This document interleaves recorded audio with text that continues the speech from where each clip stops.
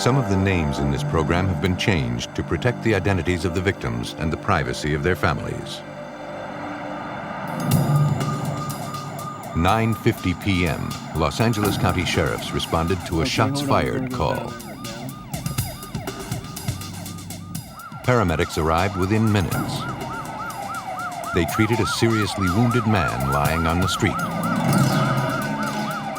Their efforts were not successful.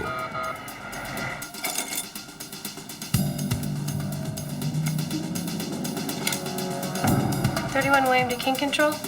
Julie Wilson is a coroner investigator for the County of Los Angeles. 15-20-minute ETA. 10-4, 31 William clear.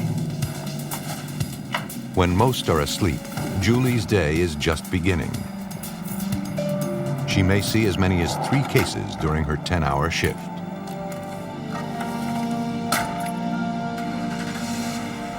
We're being dispatched to a location in southwest Los Angeles.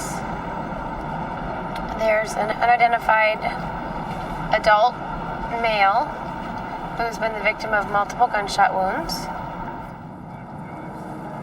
The circumstances surrounding the shooting are still unclear. While the police conduct a criminal investigation, Julie conducts a death investigation. It is her job to document the forensic evidence found at the scene. Forensics plays a very, very important role in what we do. Forensics is simply science applied to law, and it's an imperative component of death investigation. We use forensics to determine causes of death, to determine modes of death, time of death. We use it to verify a lot of information. Several people in this place behind us, the 50 people standing in the yard that didn't see it. The coroner investigator first gathers information about the incident from sheriffs and detectives on the scene. They also interview any potential witnesses. Inside the barrier. Casing at 1, casing at 2, casing at 3, casing at 4. It is her responsibility to positively identify decedents and to notify their next of kin. Julie photographs the body as part of her external examination. A crime scene photographer is also dispatched to the scene to document the entire area. Both sets of photos are kept on file. If requested, the coroner's photos are sent to the detectives to aid them in their criminal investigative process.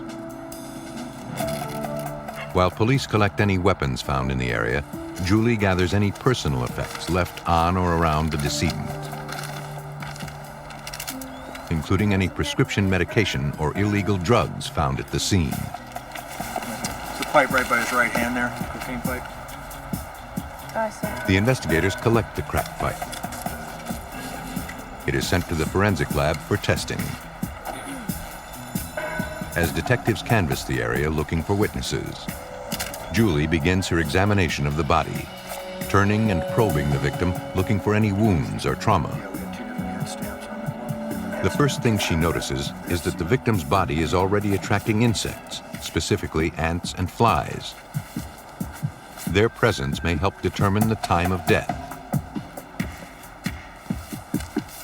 Brian Steinwand is one of the lead detectives for LA County Sheriff's Homicide Division.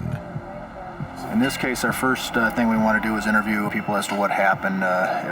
Basically, most everyone said they didn't see what happened, see anything, they just heard gunshots. One witness reluctantly came forward, but his stories and recollections continue to change. He saw something and saw it all, and he cut his hand diving to the ground. Now it's, I don't know, nothing. We still need to interview him. Okay. The witness is escorted to the sheriff's office for further questioning. 2204 hours.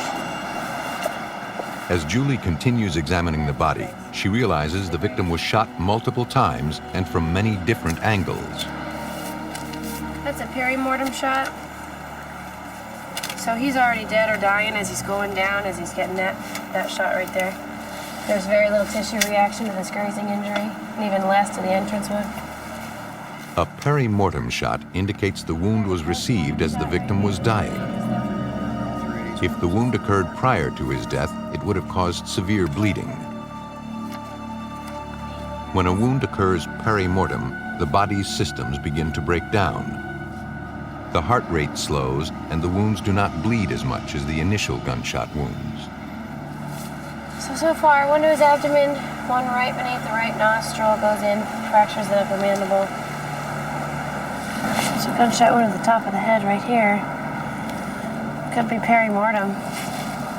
Same weapon or? Row 380s. 12 gunshot wounds, 2 grays. The victim was shot as many as 12 times.